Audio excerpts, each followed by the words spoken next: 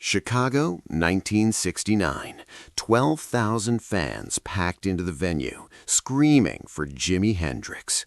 He walked on stage, played 2 songs, then stopped mid-riff and said 4 words into the microphone. "I have to go." Then he just walked off. The crowd thought he was sick. His manager thought he'd lost his mind. But what cameras didn't capture was Jimi running to a payphone backstage, his hands shaking so badly he could barely dial. The man on the other end said, "Your father had a heart attack. You need to come now." What Jimi did in the next 12 hours would heal a wound that had been bleeding for 15 years. It was May 3rd, 1969, and Jimi Hendrix was at the absolute peak of his career. He'd conquered America, England, and Europe. His face was on magazine covers. His albums were selling millions. He was being called the greatest guitarist who'd ever lived. But there was one person who'd never said he was proud, and that person was his father. Al Hendrix was a hard man. He'd raised Jimi alone after his mother died when Jimi was 15. Al worked 3 jobs to keep food on the table. He was strict, traditional, and deeply skeptical of his son's dreams of becoming a musician. When 17-year-old Jimi said he was leaving Seattle to pursue music instead of getting a real job, Al told him he was making the biggest mistake of his life. "You'll be back in 6 months, broke and begging," Al had said, "and don't expect me to bail you out." Jimi left anyway, and he didn't come back in 6 months. He didn't come back at all. Over the next 12 years, as Jimi went from backup guitarist to international superstar, he and his father barely spoke. A phone call at Christmas, if Jimi remembered, a birthday card that Al never acknowledged receiving. The silence between them grew wider with each passing year, until it became a canyon that seemed impossible to cross. Jimi told himself he didn't care, told himself he didn't need his father's approval. He had millions of fans who loved him. He had critical acclaim. He had money and fame and everything he dreamed of. But late at night, alone in hotel rooms around the world, he'd think about his father and feel a hole in his chest that no amount of success could fill. On this particular night, Jimi was headlining the Chicago Amphitheater. It was a huge show, sold out for weeks. The crowd was electric, ready to lose themselves in his music. Jimi walked on stage to a deafening roar, picked up his white Stratocaster, and launched into fire.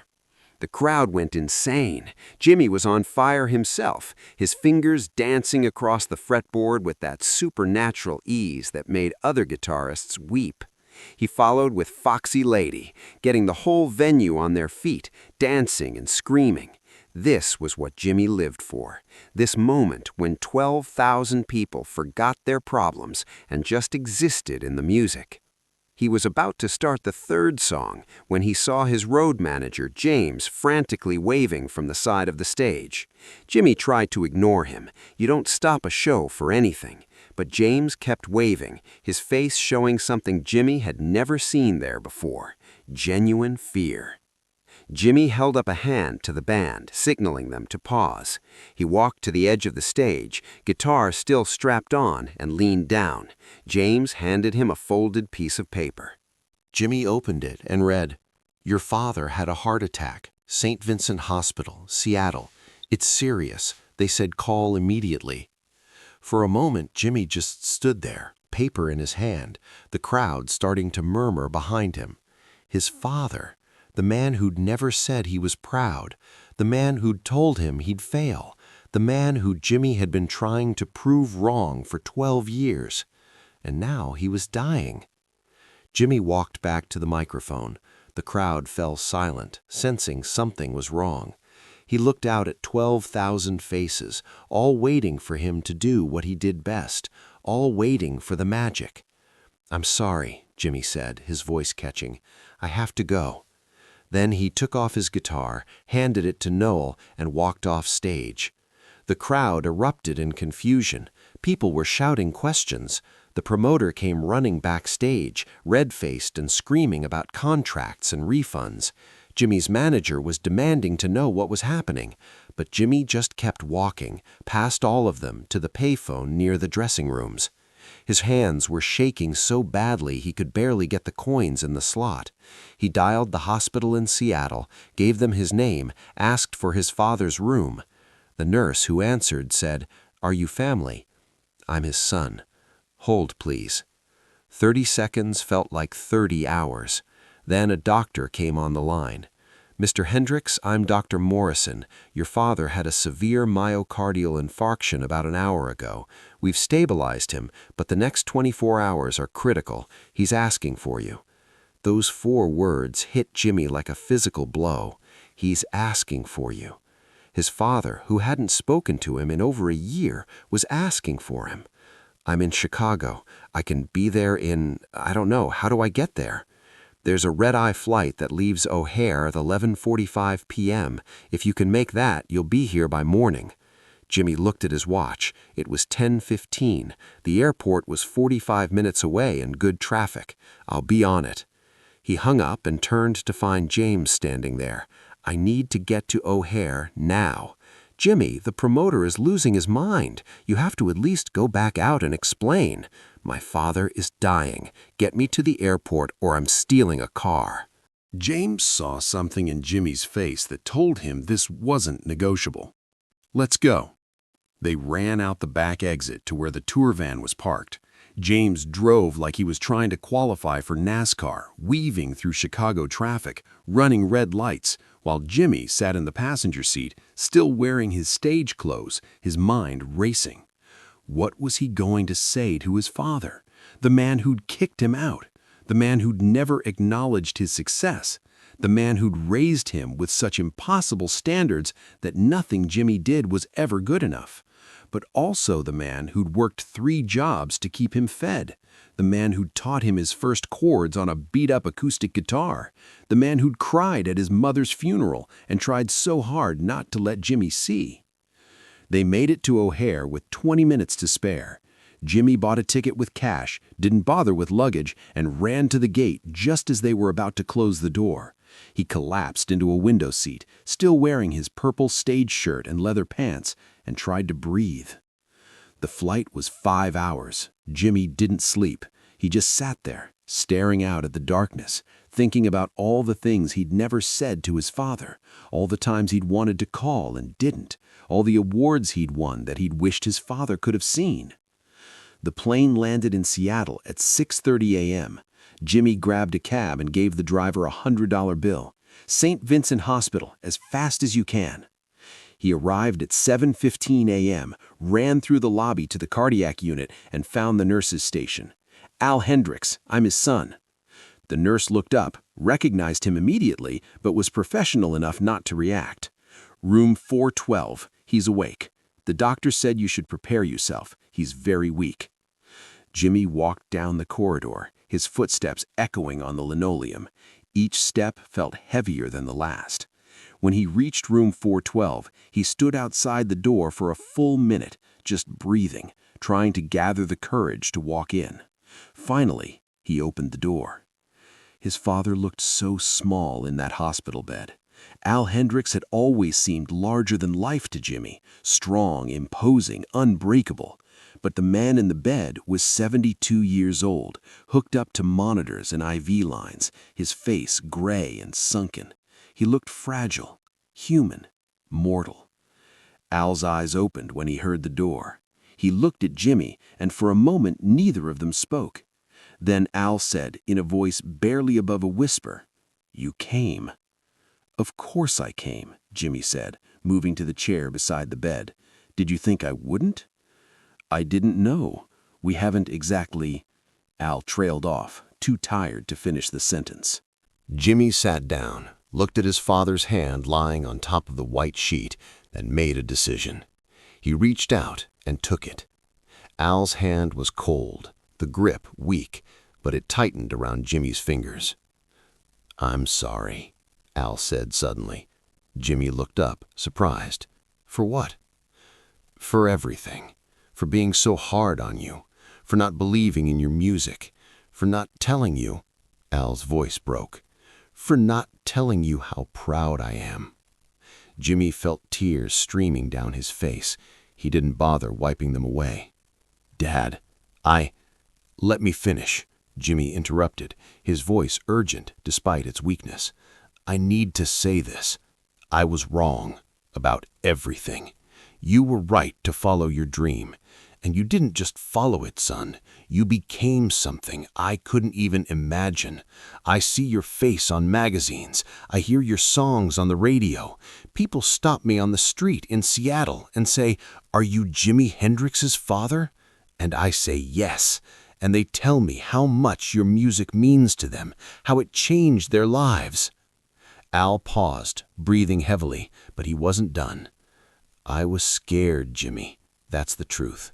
I was scared you'd end up like me, working 3 jobs and barely getting by. I wanted better for you. But I didn't know how to tell you that without trying to control you, and I lost you because of it." "You didn't lose me," Jimmy said, his voice thick with emotion. "I'm right here." "I know. But I lost 15 years. 15 years I could have known my son, could have been proud of him to his face instead of just in my heart when nobody was looking." They sat there in that hospital room, holding hands, crying together for all the lost time, all the words they'd left unsaid, all the hurt that had built up over years of silence. "I walked off stage last night, middle of a show, 12,000 people waiting, and I just left, because the only show that mattered was this one, being here, telling you that I love you, that I always loved you, even when we weren't speaking." Al squeezed his son's hand as hard as his weakened state allowed. "I love you too, son. I always have, even when I was too stubborn and scared to show it." Jimmy stayed in that hospital room for 3 days. He pulled the chair right up next to the bed and barely left except to use the bathroom. His manager called dozens of times. The promoter from Chicago was threatening to sue, but Jimmy didn't care. He'd spent 12 years becoming the greatest guitarist in the world. He could spend 3 days being a son. He and his father talked about everything, about Jimmy's mother and how much Al missed her, about Jimmy's childhood, the good memories and the hard ones, about music, and Al admitted he'd bought every one of Jimmy's albums and listened to them when he was alone, about regret and forgiveness and second chances. On the 3rd day, Al's vitals started to improve. The doctors were cautiously optimistic. The worst had passed. He was going to make it. As Jimmy prepared to leave, Al grabbed his hand one more time. "Promise me something. Anything. Don't wait for another heart attack to come see your old man. Come home more. Call more. We've wasted enough time." "I promise," Jimmy said, and he meant it. Over the next year, until Jimmy died in September 1970, he kept that promise. He called his father every week. He visited Seattle between tours. He brought his dad to a show in Portland and watched from backstage as Al stood in the crowd, tears streaming down his face, watching his son play guitar for thousands of adoring fans. After that show, Al found Jimmy backstage and hugged him tight. "I'm so proud of you," he whispered, "not because you're famous, because you're a good man. Because you came to that hospital when I needed you. That's what I'm proud of." When Jimmy died at 27, Al Hendrix was devastated. But at his son's funeral, speaking to the thousands who came to mourn, Al said something that made everyone cry. "My son walked off stage in the middle of a show to come see me in the hospital. He chose his father over his career, over his fame, over everything. And in those 3 days, we healed 15 years of hurt. We said everything we needed to say. I got to tell him I was proud. He got to know he was loved. Not many fathers and sons get that gift. So even though my heart is broken, I'm grateful, because I didn't lose my son not knowing how much I loved him, and he didn't die not knowing he mattered to me more than anything in this world. 40 years later, when the Rock and Roll Hall of Fame did a retrospective on Jimmy's life, they included a recording they found in Al's belongings after he died. It was from that Portland show, recorded on a cheap cassette player. You can hear Al crying as he watches his son perform, and at the end, you can hear him say, so quietly you almost miss it, "That's my boy. That's my son." That recording plays on a loop in the exhibit, and every day, visitors stop and listen to a father's pride finally finding its voice. They think about their own parents, their own children, their own words left unsaid. Because sometimes the most important performance isn't the one on stage for thousands. Sometimes it's the one in a hospital room for an audience of one. The person who raised you, the person who hurt you, the person who you still, after everything, desperately need to hear say they're proud. Jimi Hendrix understood that, and on May 3, 1969, he walked away from fame to find the only approval that ever really mattered. If this story moved you, don't wait for a heart attack to tell your parents you love them. Subscribe for more stories about the moments when legends remembered what truly matters.